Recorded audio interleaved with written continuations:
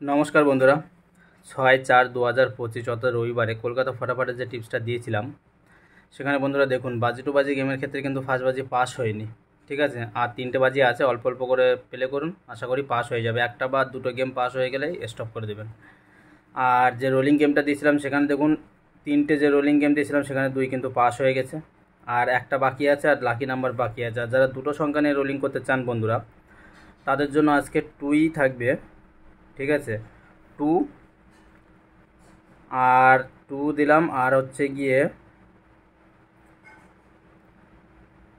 2 7, 2 7ই থাক, আশা করি পাস হয়ে যাবে 2 7ই।